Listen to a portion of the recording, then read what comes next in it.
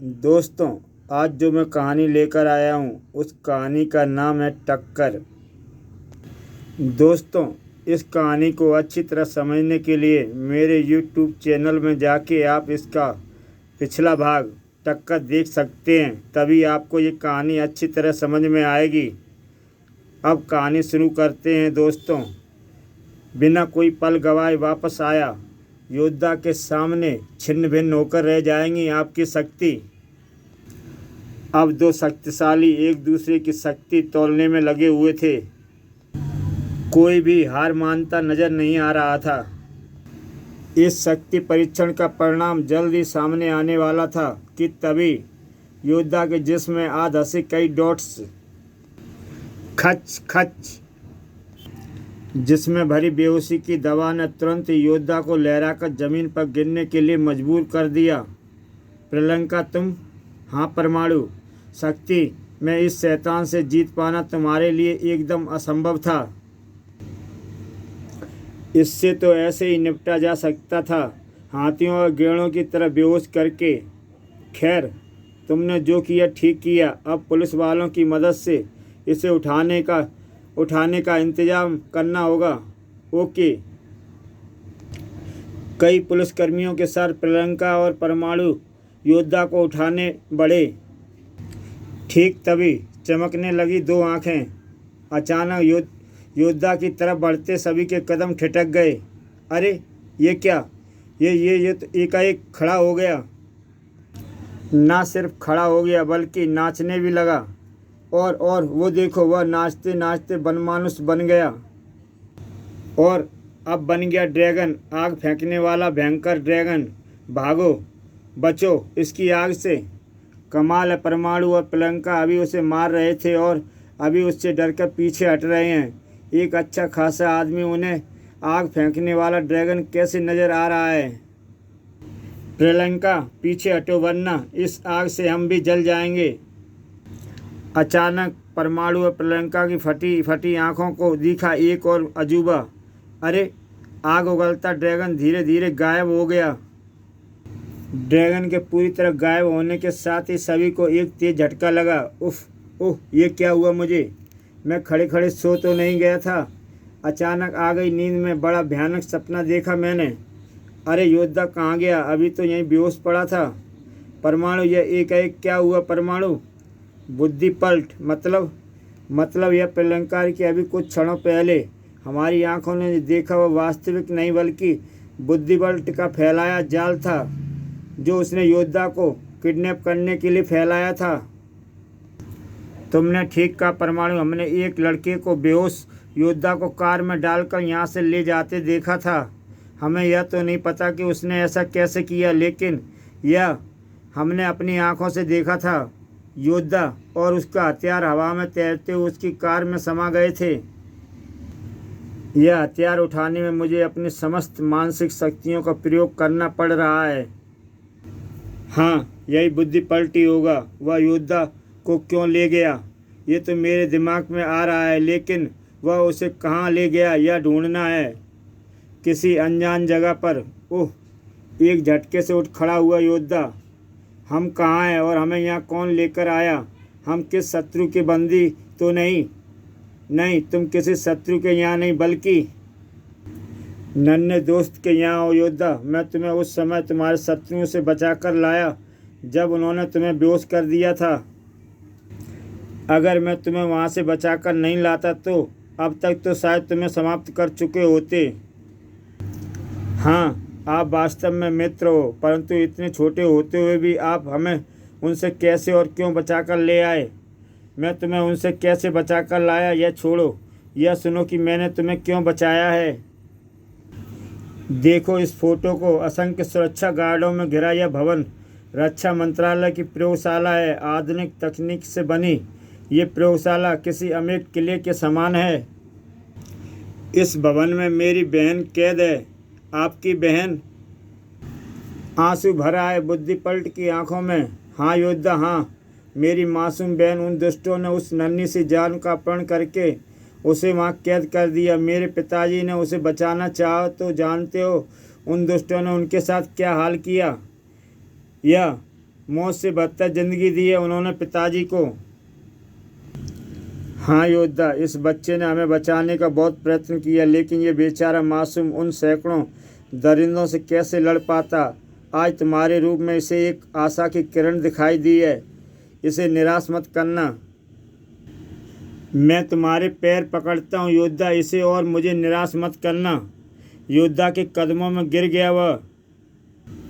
इसकी आवश्यकता नहीं श्रीमान, आपके पुत्र ने हमें शत्रुओं से बचाकर हम पर बहुत बड़ा एहसान किया है।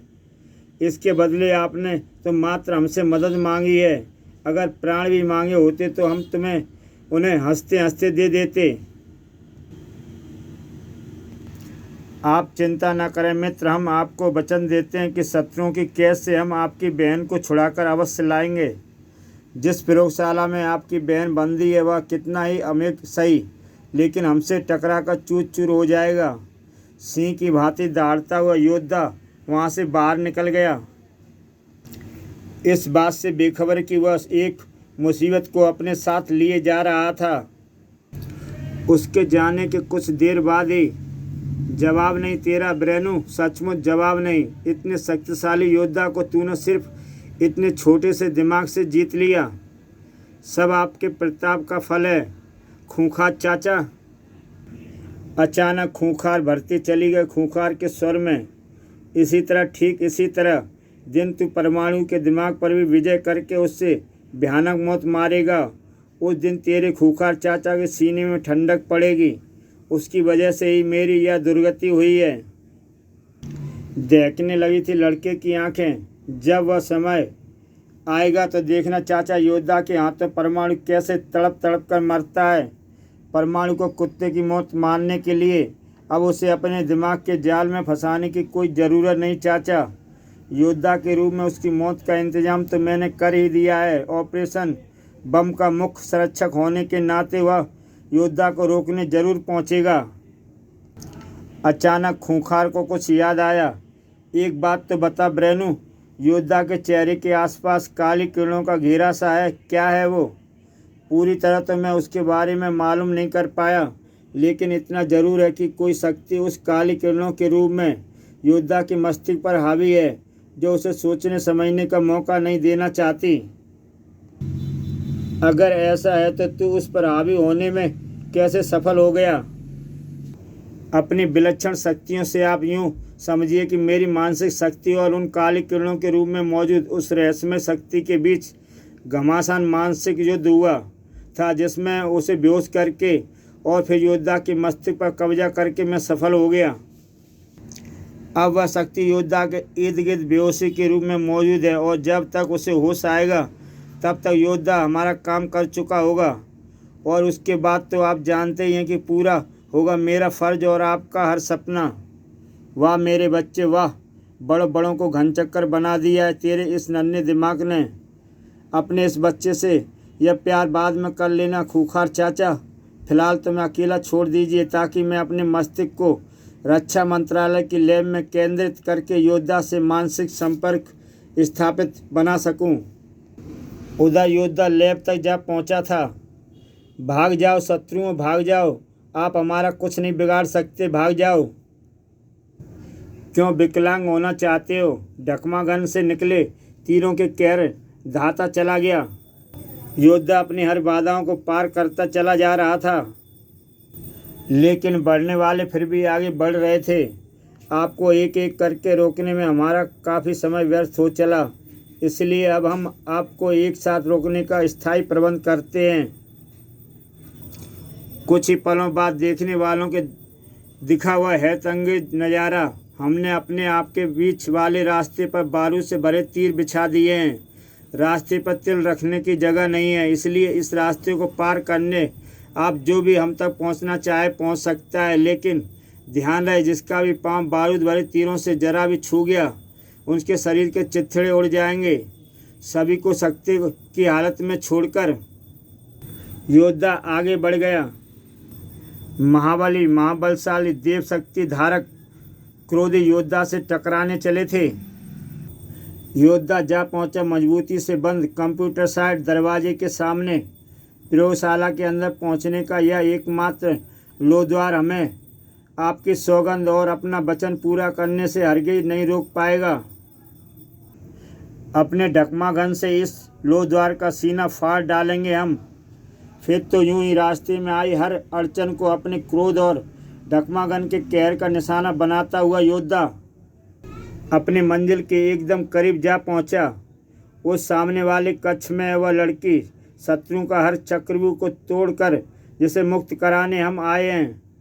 अब मन्नू की तरह तुम हमारे चक्रव्यूह को तोड़कर अंदर तो आ गए योद्धा, लेकिन जिस तरह अभिमन्यु उस चक्रव्यूह से निकल नहीं पाया था उसी तरह तुम भी यहाँ से नहीं निकल पाओगे। आप यहाँ, हम तो आपको अच्छी प्रवृत्ति वाला मनुष्य समझ रहे थे, लेकिन आपने एक मासूम बच्ची को बंदी बनाने वालों का साथ देकर यह प्रमाणित कर दिया है कि आप भी दूसरों की तरह बुरे हैं और आप जैसे बुरे आदमियों को अपने रास्ते से हटाना हमारा परम कर्तव्य है। तुम क्या कह रहे हो ये तो मुझे समझ नहीं आ रहा, लेकिन तुम जो चाहते हो कभी नहीं होगा, क्योंकि मैंने तुम्हारे यहाँ निपटने के ऐसे आधुनिक प्रबंध किए हैं जिसके बारे में तुम सोच भी नहीं सकते। कहो पहलवान, कैसी रही? बहुत अच्छी मित्र, लेकिन अगर आप ये सोच रहे हैं कि इन प्रबंधों से आप योद्धा को रोकने में सफल हो जाओगे तो यह आपकी बहुत बड़ी भूल है, समझे? उफ, शक्ति का ऐसा अनोखा नमूना मैंने पहले ना कहीं देखा ना सुना, लेकिन यह अपनी शक्ति से शायद ही इन मजबूत जंजीरों को तोड़ने में सफल हो पाएगा। एक और धोखा, लेकिन ये भी हमें बंदी बनाकर नहीं रख पाएंगे। अब हम आपको कोई अन्य चतुराई दिखाने का अवसर कतई नहीं देंगे। इन जंजीरों से आप हमें बांधना चाहते थे ना, अब हम आपको बांधेंगे और फिर देंगे हम आपको एक भयानक मौत। जल्द ही। आप जैसे शैतान मनुष्यों को जीवित रहने का कोई अधिकार नहीं, इसलिए परमाणु मरने के लिए तैयार हो जाओ। इसके तेवर बता रहे हैं कि अब ये मुझे नहीं छोड़ेगा। इसका ढकमागन तेजी से घूमकर आया नहीं कि मेरी आत्मा परमात्मा के पास पहुंची नहीं। अरे ये क्या हुआ? वार करने के लिए उठा योद्धा का ढकमागन एकाएक उसके हाथ से क्यों छूट गया? एकाएक वह अत्यधिक पीड़ा से क्यों चीखने लगा? और ये क्या हो रहा है? इसके चेहरे के इर्द गिर्द जमा हुई काली धुंध इसके चेहरे से हटकर नीचे की तरफ जा रही है और ले रही है एक इंसानी नहीं शैतानी रूप। इधर बुद्धि पलट को लगा एक तेज झटका। क्या हुआ ब्रेनू, तू इस तरह क्यों चौंका? सब गड़बड़ हो गई खूखा चाचा, योद्धा का मस्तिष्क मेरे मस्तिष्क तरंगों के जाल से निकल गया। ओह, लेकिन ऐसा हुआ कैसे? योद्धा के चेहरे के इर्द गिर्द मौजूद शक्ति मेरी सोच से पहले ही होश में आ गई। ओह, अब क्या होगा? उसका मतलब हमारे हर मंसूबे पर पानी फिर गया, जबड़े भिज गए उसके।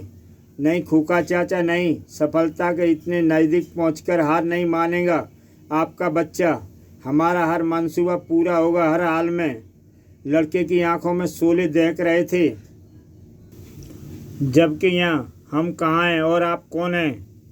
तू इस समय पृथ्वी पर है योद्धा, लेकिन मैं पृथ्वी का नहीं, काललोक का शैतान हूँ, कालदेव का सेवक, जिसके विनाश का कारण तुम हो। अपने स्वामी के विनाश का तुमसे बदला लेने के लिए मैं तुम्हारे साथ यहाँ आया हूँ। आप हमारे साथ आए हैं, कैसे और कब? उस समय जब तुम देवलोक के धूमकेतु की टक्कर से बचने के लिए गए थे, जब तुम धूमकेतु नष्ट कर रहे थे, तब अदृश्य रूप में मैं वहीं था। यही है मेरे स्वामी के विनाश का जिम्मेदार। मैं इसे तड़पा कर मारूंगा। अपनी शक्तियों से अदृश्य काली धुंधले के रूप में बदलकर धीरे धीरे इसके मस्तिष्क पर कब्जा करके मैं इसे ऐसे कार्य करने के लिए विवश करूंगा जिसके बारे में इसने कभी सोचा भी ना हो। काली धुंध के रूप में तुम्हारे चेहरे के आसपास छा गया। फिर तुम देवलोक से अपने पिता की आज्ञा लेकर वापस पृथ्वीलोक चल दिए। काली धुंध के रूप में मैं तब भी तुम्हारे साथ था। तुम्हारा मस्तिष्क मेरे अधिकार में आ चुका था, इसलिए तुम दिशा भ्रम हो गए और राजनगर की जगह इस नगर में उतर गए और मैंने तुमसे मनचाहा कार्य यानी तबाही मचवानी शुरू कर दी। ओह, तो हम आपके कारण यह काम करते रहे जो हमारे व्यक्तित्व और कार्यशैली से कतई मेल नहीं खाते थे। हाँ, और मैं अभी तुमसे ना जाने क्या क्या करवाता अगर किसी अन्य शक्ति ने एकाएक तुम पर प्रहार करके मुझे अचेत करके तुम्हारे मस्तिष्क पर अपने काबू में ना ले लिया होता। हमारे मस्तिष्क में किसी और शक्ति ने भी खिलवाड़ किया है। किसने, ये मुझे नहीं पता, लेकिन इतना ज़रूर पता है कि उसी शक्ति के प्रभाव के कारण तुम इस समय यहाँ मौजूद हो। या तो अचानक लगे तेज झटके से मुझे होश आ गया और उसी शक्ति के प्रभाव से तुम्हें मुक्त करे तुम्हारे सामने इसलिए आ खड़ा हुआ कि वह शक्ति निसंदेह बुद्धि पलट है। अब मैं तुमसे सीधा युद्ध करके तुम्हें समाप्त करने की इच्छा रखता हूँ। ओह, जबड़े पीसता हुआ समला योद्धा, आपने धोखे से हमें अपनी शक्ति के जाल में फंसाकर हमें मोहरा बनाकर हमसे गलत कार्य करवाए। हम आपको छोड़ेंगे नहीं शैतान। ओह, यह क्या, हमारा ढकमागन तो धुंध में फंस गया। ठीक कहा योद्धा, मेरा विचित्र धुंध शक्ति में ही फंस गया है। तेरा अस्त्र इसे निकाल सकता है तो निकाल। आश्चर्य है, हम पूरी शक्ति लगाकर भी ढकमागन को धुंध में से नहीं निकाल पा रहे। ओह, जो योद्धा ने अपने हाथों का इस्तेमाल किया, हाथों से वार करना चाहता है, ले ये तेरे धुंध शक्ति में फंस गए। ले अब तेरा शरीर भी फंस गया, अब तू हिलडुल नहीं सकता। अब मैं तुझको तड़पा तड़पा कर मारूंगा। तेरी दर्दनाक चीखें मुझे बड़ा आनंद दे रही हैं। योद्धा की चीखों का जहाँ करू भरपूर मजा ले रहा था, वहीं परमाणु योद्धा नामक वह आदमी गलत है या नहीं यह तो मुझे नहीं पता, लेकिन इस समय उसकी जो हालत है वह मेरे लिए असहनीय है। मैं उसे यूं तड़प तड़प कर मरता नहीं देख सकता। मैं उसे करू नामक उस शैतान से जरूर बचाऊंगा। परमाणु का शरीर हरकत में आया, इन जंजीरों के बंधन से आज़ाद होकर। अब बस कर शैतान, बंद कर अपनी यह शैतानी। ओह, तूने अपने आप को मुक्त कर लिया पृथ्वी के कीड़े। मैं अभी अभी धुंध शक्ति से तुझे तेरी शक्तियों से मुक्त करता हूँ। अपनी इस बकवास शक्ति से किस बच्चे को डराइयो। हैरान हो गया ना बेटे, ले थोड़ा और हैरान हो। मैं परमाणु और मैं तेरी शक्ति का तियापाच करना खूब अच्छी तरह जानता हूँ। और अब चूंकि ज़्यादा हैरान होने की सेहत के लिए अच्छा नहीं, इसलिए अच्छे बच्चों की तरह सो जा। नीचे गिरने से पहले ही होश खो बैठा था करू, और इसी के साथ योद्धा करू के धुंध शक्ति के बंधनों से मुक्त हो गया। ठीक तभी, बहुत अच्छा, मेरे एक दुश्मन को कम करके तूने बहुत अच्छा किया परमाणु। बुद्धि पलट, तुम यहाँ? हाँ परमाणु, ऑपरेशन बम को हासिल करने मुझे खुद यहाँ आना पड़ा, और अब चूंकि मैं मंजिल के एकदम पास खड़ा हूँ तो मैं उसे लेकर ही जाऊँगा। ओह, तो इसका मतलब तुम ऑपरेशन बम का गलत इस्तेमाल करना चाहते हो।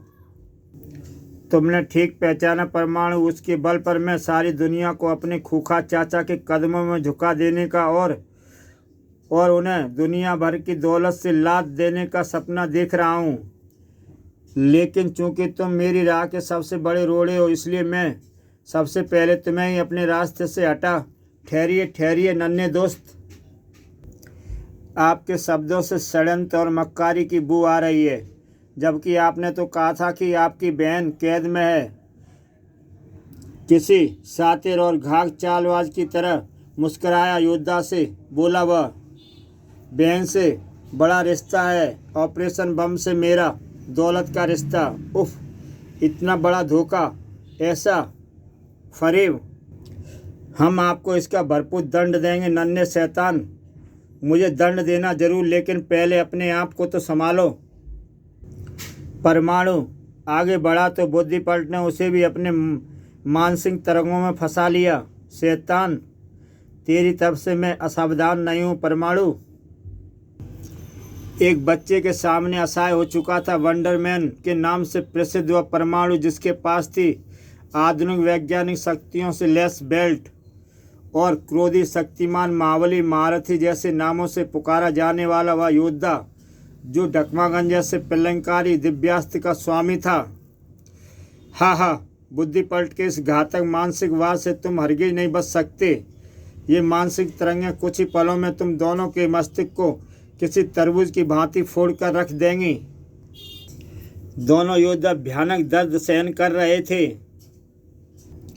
जल्दी तुम दोनों का हत्यारा कहलाया जाएगा। बुद्धि पलट की घातक किरणों के कहर के आगे भी योद्धा ने अपने मस्तिष्क को कुछ हद तक अपने काबू में किया हुआ था। योग विद्या से अपने मस्तिष्क को शून्य कर अब तक तो हमने अपने मस्तिष्क को उस दुष्ट बालक की तरंगों के प्रभाव से बचा रखा है, लेकिन हम ऐसा करने में ज़्यादा देर सफल नहीं हो पाएंगे।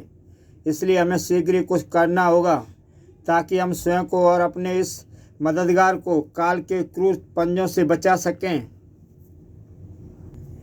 और इसके लिए हमें अपनी ताकत, अपनी सहन शक्ति का जर्रा जर्रा प्रयोग करना होगा। ओह, इसकी तरफ पहला कदम बढ़ाते ही हमें ऐसा लग रहा है जैसे हमारे पैरों के साथ कई मन भारी शिला बांध दी गई हो, लेकिन फिर भी हम रुकेंगे नहीं।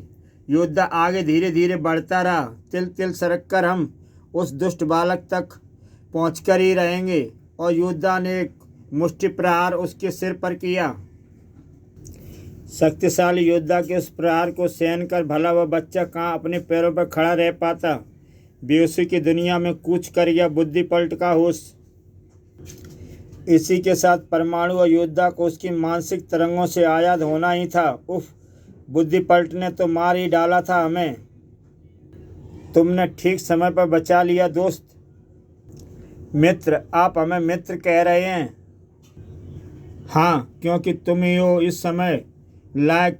करू हुआ बुद्धि पलट की बातों से मैं जान चुका हूँ कि तुम गलत नहीं, बल्कि उन दोनों की शक्तियों ने तुम्हें गलत बनाया था। वैसे एक बात बताओ, तुम रहते कहाँ हो? इस सवाल का जवाब मैं दूँ तो कैसा रहेगा?